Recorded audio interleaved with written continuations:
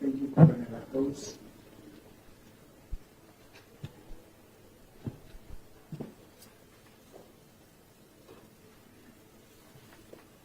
Now you indicated on the inquiry from Mnisi that when a suspect is arrested, the protocol is that he needs to be searched and all his items in his possession needs to be seized. That's all. Protocol, yes, my lord. Is it a principle or an instruction, which in the police force normally called an order? It's instruction, my lord. If it was done, I can't comment. Thank you. Now, in circumstances where these instructions is not complied with, that constitutes a gross irregularity, not so? He was never charged, so I can't comment on it, my lord. Colonel House. I can't comment on it. I don't know. He wasn't not charged, so he's not prosecuted. So I can't comment on it, my lord. Colonel House. Yes. Can you just be patient? I am. You asked me a question, I answered. Can you just be patient? Colonel Good again. House? Yes, my lord. I'm not asking you whether somebody was charged. I'm saying that is an instruction from the police. I'm not particularly referring to the scenario here. Yes, my lord. The instruction from the police, which is a national instruction, is that when a suspect gets arrested, he needs to be searched and items in his possession needs to be seized. And That's your correct. answer was That's yes. correct. Yes. Thank you. Now, in an event, that instruction, that national instruction to the police, is not being complied with, do you agree with me that constitutes an irregularity, not so? According to the national instruction, yes, but I don't know if it happened. I don't know if he did search him or did not search him. I wasn't present when he gave his evidence, and according to his evidence, he did search. So I can't say yes or no, my lord. Colonel House, I'm going to request you to work with me. I'm trying, my lord. Because if you are not with me, you are bound to falter, as it is happening right now. I'm not asking you whether somebody was searched or not searched, or whether you were there or not. I am saying, in an event that their instruction that says that when a suspect gets arrested, he should be searched, that does not happen, that constitutes an irregularity, not so? Yes, my lord. Now, in this instance, now we come into this case. Thank you, my lord. Mnisi is definitely much more patient than I am. I cannot believe that host laughed on the witness stand. I don't know what about this is a laughing matter. Senzo Meyiwa was shot and, everybody just wants to know what happened and if there's going to be justice for Senzo Meyiwa. But listen, this is a laughing matter to host. He came in this Monday hot and ready and very, very, very defensive. I think that Mnisi's questions are very much in order, and we all know Mnisi will take you. I saw a comment that says he will hand you the planks, he will hand you the nails, and he will say, make your cross. And then once you've done building the cross, he will then say, now lay yourself on the cross. Mnisi takes his time. He's very meticulous. He's very patient, and he builds up to what he wants to get to. So these questions are already getting host so nervous. He just absolutely hates it. But the questions are the basics of South African Police Service's national instruction. What is it, as you have 30 years experience as a police officer? Now tell us, when a suspect is taken in, what's supposed to happen? And host says they're supposed to be searched. Okay, yes. And also whatever is on them, whatever possession is on them is supposed to be confiscated. What is wrong with that question, and why is he so defensive? And Mnisi even prefixed it by saying, not in this case, I'm saying in general, but host's answers keep referring back to this case. For example, he says, it's supposed to be confiscated, but in this case, I don't know, because I don't know if he was searched or not. I can't say. I wasn't here when his evidence was given. Very, very defensive. The question I have for you is, why do you think he's being defensive? Respond down below in the comment section. But as well, while you're there, make sure to like this video, and let's get back to Mnisi. Would you agree with me? Now, I'm asking this question on the basis of your very long experience in the police force. You have indicated to this court that you yourself at some stage were an investigating officer. Mm-hmm. Now, would you then agree with me that the police are admitting that they did not comply with that instruction the day on which they arrested accused number 2? Because they are saying accused number 2 has always been in possession of his phone all along up until it was discovered by by Sergeant Mokula on the 6th of February 2021. Did you get my question?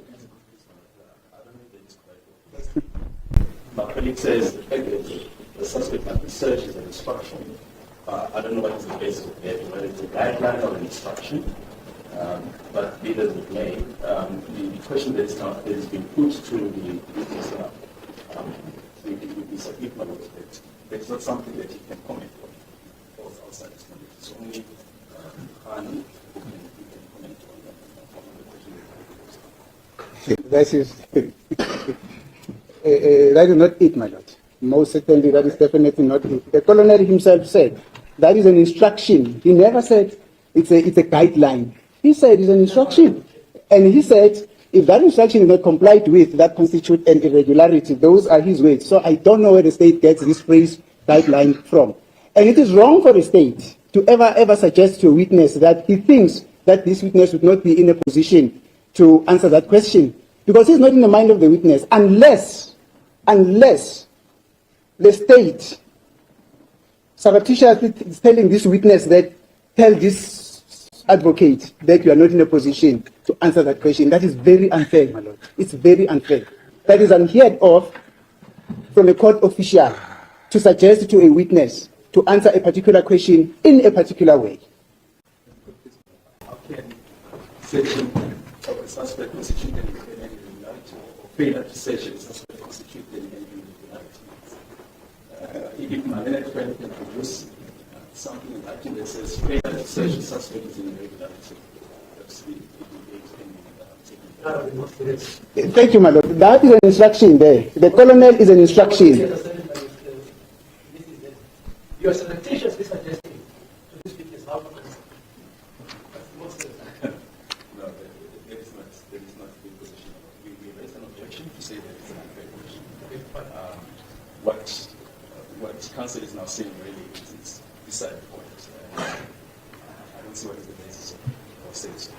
That is my concern, my lord. I don't understand the basis of that objection itself, because I am saying to this witness, look, on the basis of the fact that you are saying a failure to search a suspect when he's being arrested, it's a violation of the order or the instruction that is there in the South African Police Services. And then this police said, I'm sorry, and Colonel Ho says, yes, that is a violation.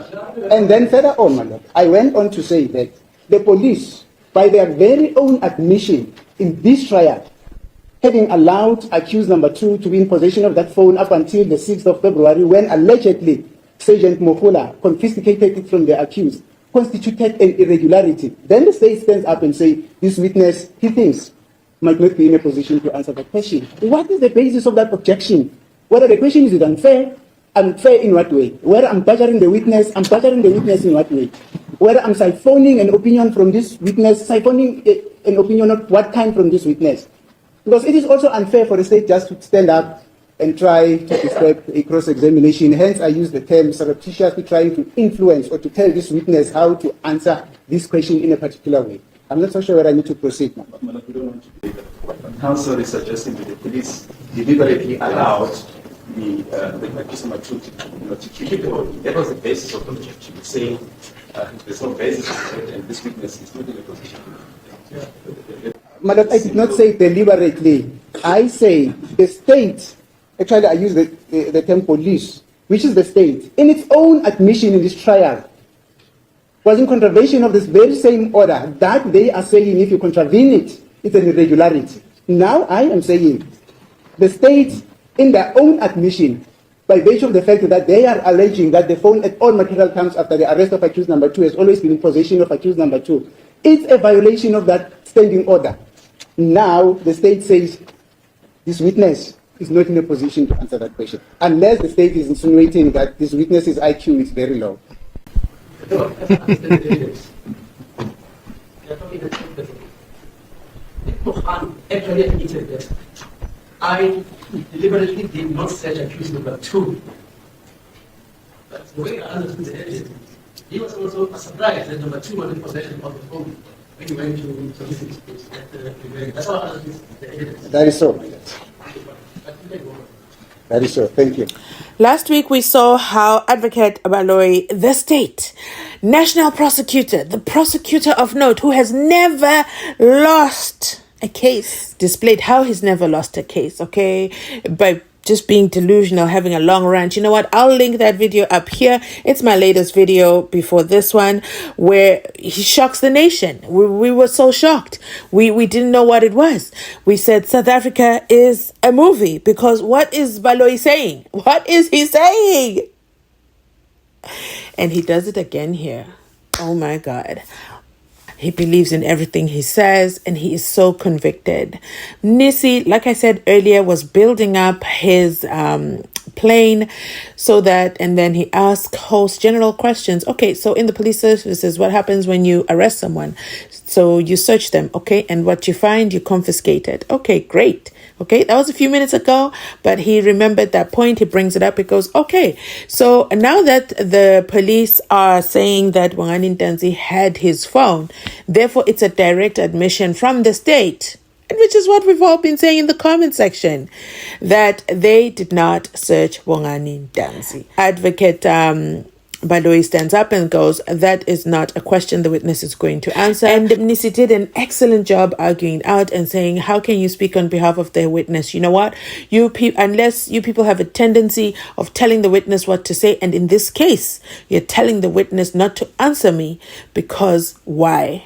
You're instructing the witness not to answer me, to say that they can't answer their question. You're coaching the witness, and that, my lord, is unfair.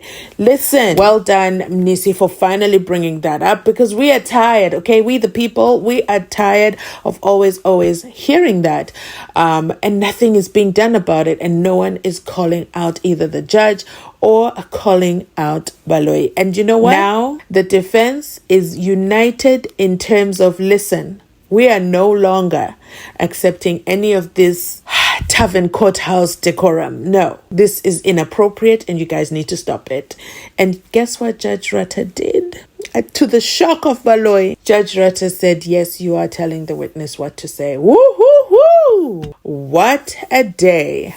What a day, everybody. So Mzansi, you know what? I'm going to read this comment to you, because it's only fair that I read it to you, because someone in the comment section, and I might be naive, but I genuinely believe they're typing it from inside, parat, within, okay? Because of what the commenter says. The commenter says, you guys are so silly. We all have cell phones in here. About 85% of us have cell phones. I'm even typing to you from within, inside, Pagati, okay?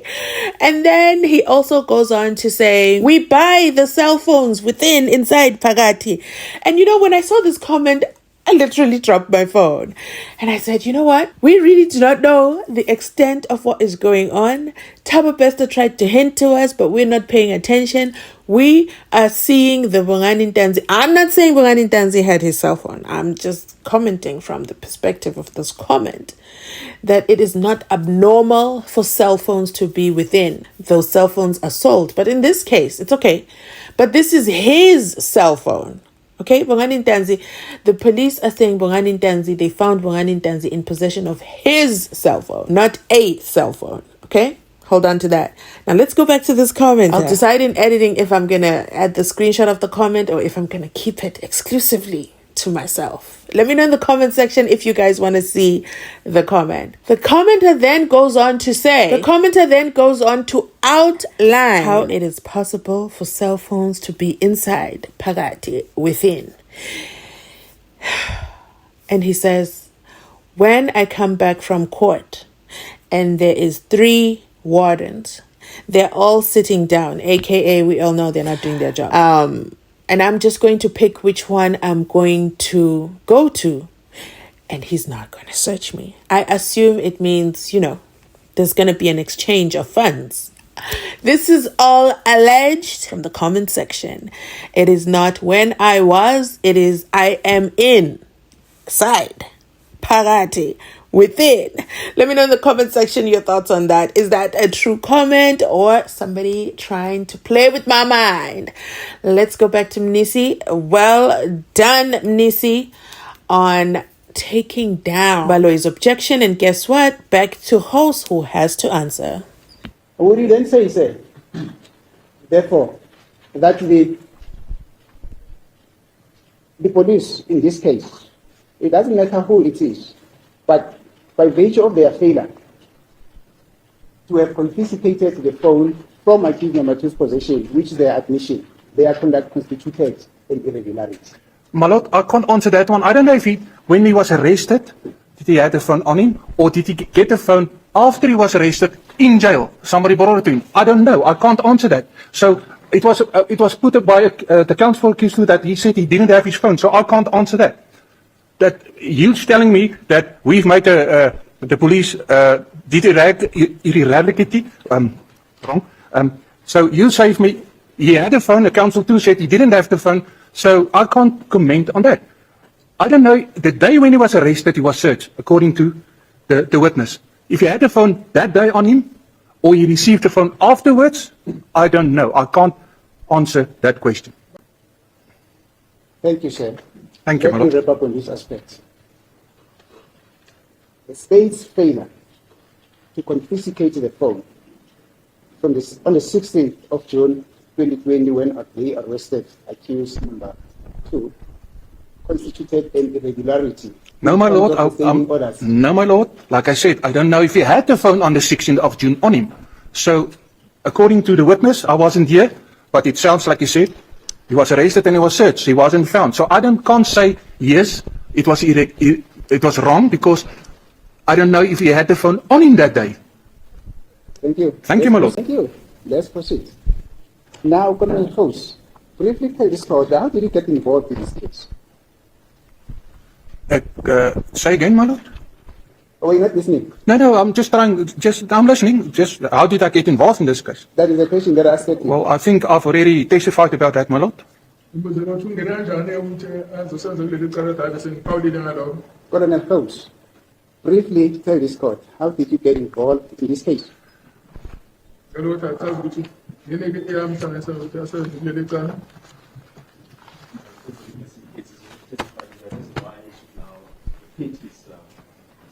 Council person indicate as to why it's necessary for witness to repeat the evidence first let it be understood.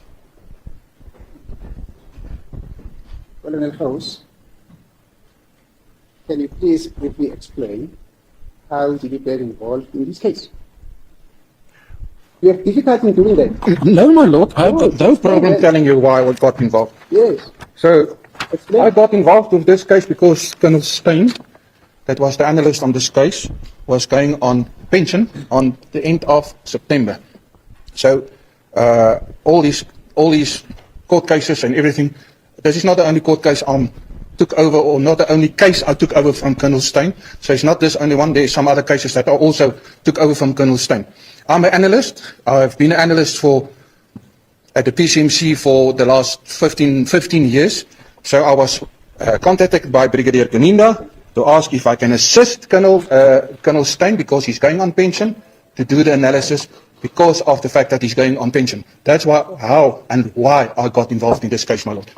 Njengoba ngihlanganisa nale case ukuthi ukhansela wayesenza ngaleli cala wayefanele umhlala phansi manje ke wayefanele umhlala phansi ekupheleni kwenyanga kaSeptember, and futhi akusho ukuthi yilona cala futhi lilodwa engalithatha ku-Kenneth Steyn, kodwa ke ngathintwa uKenneth Gilinda, uBrigadier Gilinda, ngoba azi ukuthi sengumhlaziyi e-PCMC oneminyaka eyishumi nanhlanu. So sengicela ukuthi angize ngizothatha lamacala ngithatha ngaleli cala ayeshetshenza uKenneth Steyn.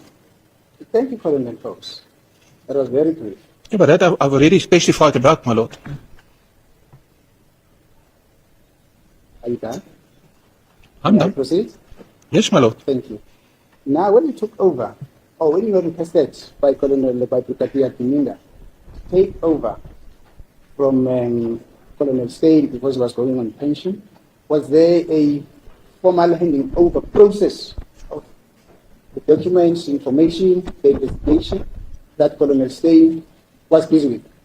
I only received the database from him, and then I started with this as per evidence DD5 with the cell phone downloading.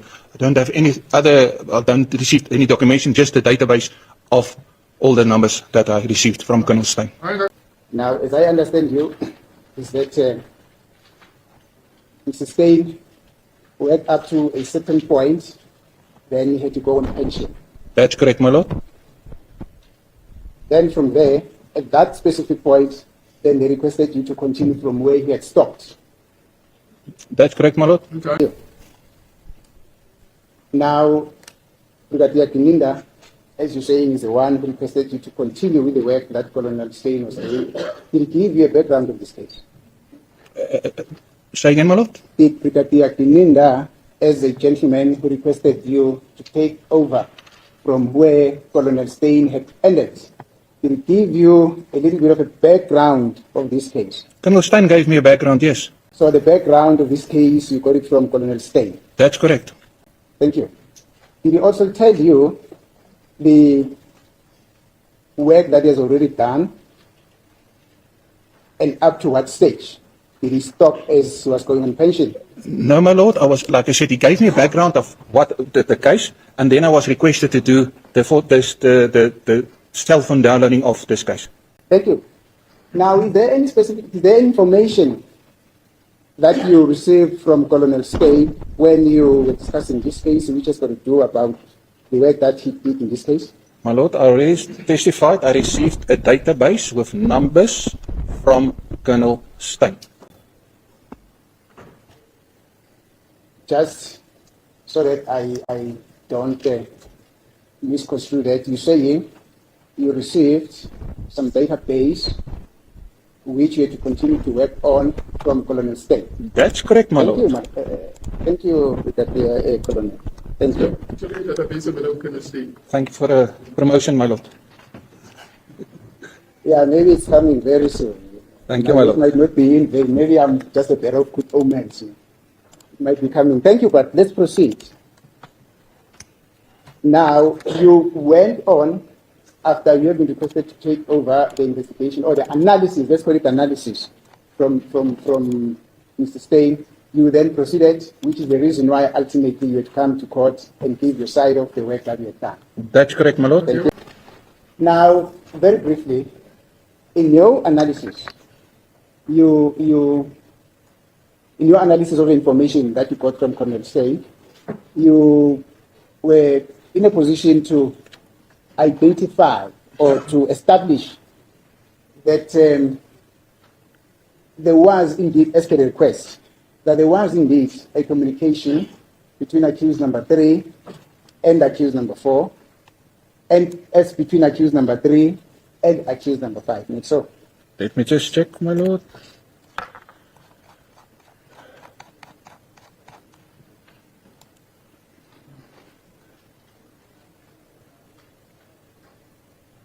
Accused 3? and that there was indeed a communication as between accused number 3 and accused number 4, and also a communication that took place between accused number 3 and accused number 5. Accused. As per your testimony. On my first exhibit DD5-2, yes, there was communication between accused 3 and accused 4, and my DD5 B, let me just check my DD5B. There was communication between accused 3 and accused 5. But there's different time periods, my lord. The one is from 2000. The one is from was in 2018 to 2021, between 3 and 4, and the other one was 2014, 2015, between 3 and 5, my lord. Thank you. As we indicated earlier on, when I say we are myself and accused number 3, as per instructions of accused number 3, that he will not deny that at certain times he would have communicated prior to his arrest with accused number 4. He would also not deny that at certain times he would also have communicated with accused number 5. Thank you, my lord. Because these are people that he knew for quite some time before this incident. And he continues to know them even after this incident. Thank you, my lord. Thank you. However, accused number 3 says there are numbers which were indicated in your data or in your investigation or in your analysis of the data. Which numbers are attributed to accused number 5, which he says he never communicated with accused number 5 using those numbers. Do you follow? Yes, my lord. Now, there's those two numbers where accused number 3 says he never called those numbers and had a communication with accused number 5. Those two numbers are the following number. I'm not good with numbers. I think that is the reason why I was not a mathematician. But there's a number that ends with 239. That number is, when it is read in full, it's 0, not 0. It is 277 159 51239. 51239, yes. And there is also another number there that ends with 787. That's correct.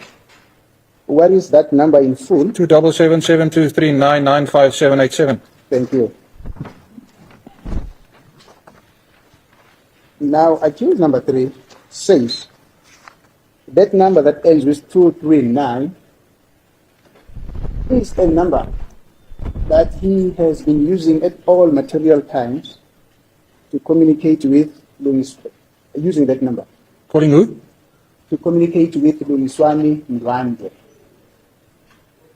Noted, my lord. Number that he called for the second time, that number that ends with 787,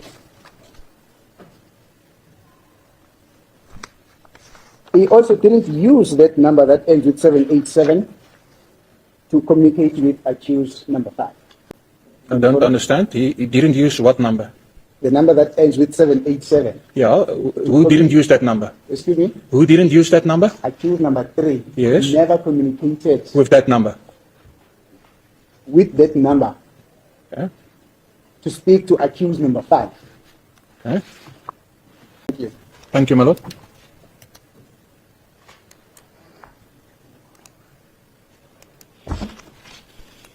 Now, he instructs me that this number, he saved it in his cell phone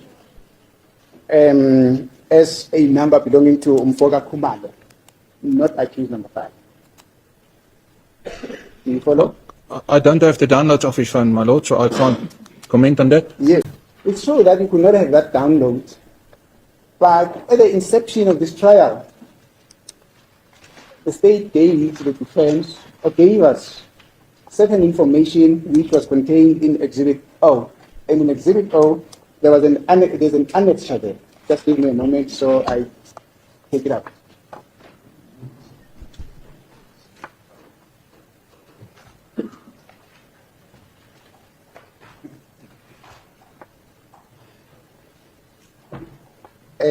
Actually, it's I'm not too sure whether it was Exhibit O, but that was information. It was information that came from those were analyses that were done by Mr. Mabaso. That is Exhibit S. Yes. That is Exhibit S. Yes, thank you. Now, in Exhibit S, there was Annexure B that was attached to it. Then Mr. Mabaso also introduced himself. I think it's Sergeant Mabaso. No, it's just not a Mr. It's Sergeant Mabaso. He's also attached to the South African Police Services in the analysis division, where they also analyze cell phones, data, numbers, and pictures, and everything, information that is contained in the phone. Do you follow? Yes, my lord. Do you know him? No, my lord. You don't know him. Now, he was also requested, that's now Sergeant Mabaso, to download information that was found in possession. To download information of the phone that was found in possession of accused number 3. And he did that. After he had done that, he then compiled an extra A, which are, or the contact numbers which he found in accused number 3's phone. Yes, my lord. Now, from the number from which he downloaded this information from, it's the number that is 727-668-169, a number that is attributed to accused number 3. In fact, he admits, it's not only an attribution, he admits that this was his number. Now, that number that says 072-3995787, in the cell phone downloads of accused number 3, that number was stored as Mfoga Kumalo. I can't comment, my lord. I didn't see the evidence. I wasn't here present. But if you say it is so, it's before court, my lord. This is what I'm telling you. Yes. You're right when you say that. When you say that, you might not have seen it, but that is evidence that is before court as well. Yes, my lord. Thank you. Further on, that same number, the 727-668-169 number that belongs to accused number 3, saved this number 715-951-239 as Mshana Ntuli, VO. The court also, I think the court also remarked that, do I know what VO is? And then I told the court that I do not know VO. But I can see here it's written Mshana Ntuli, VO. Do you follow? Yes, my lord. I Thank follow. you. But now, my lord. Now, Okay. okay. My lord, I was just put earlier that he said when he found that number, it was Lungusani, and the number is found as Mshwana Ntuli, so that two names doesn't compare with each other. So just want to clarify that one. You understand, my lord? There's an explanation that I gave with regard to. Let me quickly take instructions, madam, because I don't want to confuse these people. Yes, thank you, madam. So in this portion, Mnisi introduces Sergeant Mabaso to hosts who are both, I guess, cell phone analysts in their own different ways or different departments. Host was working on the Section 205s for this case for the accused 1 to 5. Because he was asked by Stein, we already know that. And then Kininda gave him further instructions, and that's how this all goes. He didn't start again. He continued from where Stein left off before he went on retirement. So Mnisi then introduces that, hey, we also spoke to Sergeant Mabaso, and he's also like a cell phone expert. He downloaded the information from accused number 3's phone and he analyzed it. And so he introduces the conversation about the phone numbers. We already know that the phone number 071-595-1239 is being associated or was being associated by host to Sfisohle Ntuli, that is accused number 5. Accused number 5 profusely denies this number, says it's not his, it belongs to who? Lungisani Ndwandwe, who we all know and are anticipating to come into court to talk about this. Notice, by the way, this is another day where we don't even talk about Senzo Meyiwa at all. We're still stuck on these cell phones. I'm hoping maybe in June we can go back to the actual reason of this case, but I digress. Then Mnisi also introduces the other number 077-399-787 and says that phone number belongs to who? Mfoga Kumalo. And he says Mfoga Kumalo, the number belongs to Mfoga Kumalo. Okay. Then later down the line, he makes a mistake. I think this is when he now goes to check with his client, because he now says the phone number belongs to Mshana Ntulivo. But we already know from the previous cross-examination that... So I apologize for the quality of sound. So as a bonus, I'm going to add captions today so you can follow along by reading at the parts that you can't hear correctly. Okay, so then this is where we leave off, because Mnisi is now verifying with accused number 3 what's happening with those numbers. It's actually 3 numbers, so he's missing 1 number. Like he said, he's not an expert in numbers. That's why he's not a mathematician, and that's why now everything sounds confusing. So wait for part 2 as we continue. But if you've made it this far in the video, remember to like, comment, and subscribe. I'll meet you in the comment section down below. Absolutely love it if you've made it down below. If you've made it this far, you already know you're part of the VIP gang. So I would like you to drop a soccer emoji down below, and I'll say hi. Thanks so much for watching, and I'll catch you on our next upload. Let me know how you think Monday went. Yeah, let me know how you think. We'll touch base in the comment section.